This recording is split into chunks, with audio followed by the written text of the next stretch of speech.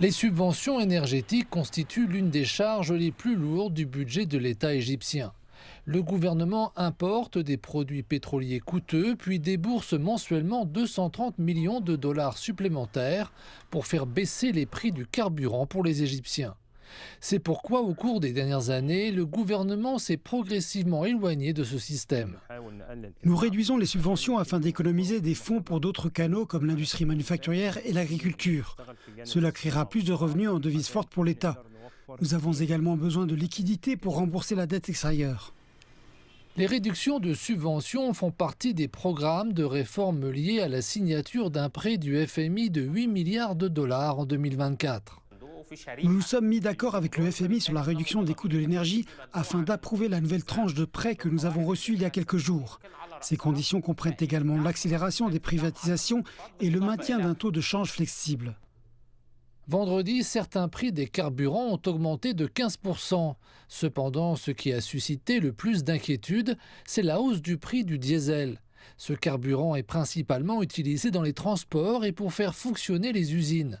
L'impact a été immédiat. Le jour même, les autorités ont annoncé une augmentation des tarifs et des frais dans les transports publics. De leur côté, les exploitants d'usines, les commerçants et les distributeurs devraient suivre le mouvement, ce qui aggravera l'inflation. Le diesel et le carburant à l'indice d'octane 80 sont les plus importants dans cette équation parce qu'ils sont une composante principale du transport et du coût de production. Il est donc certain que le coût de la plupart des produits et services augmentera. L'inflation, qui s'élève aujourd'hui à 13%, atteindra 17% dans le courant de l'année. Au cours des 6 dernières années, le prix du carburant à l'indice d'octane 80 a augmenté de 570%, celui à l'indice d'octane 92 de 393% et un troisième à l'indice d'octane 95 de 145%.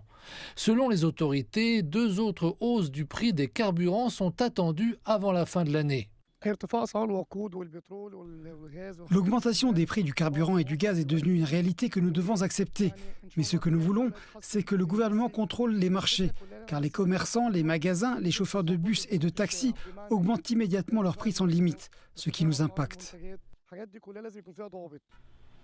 Pour alléger la pression sur les bas revenus, le gouvernement a annoncé une série d'avantages sociaux, parmi lesquels l'augmentation des salaires, des pensions et du salaire minimum, ainsi que l'augmentation des allocations mensuelles accordées aux ménages modestes.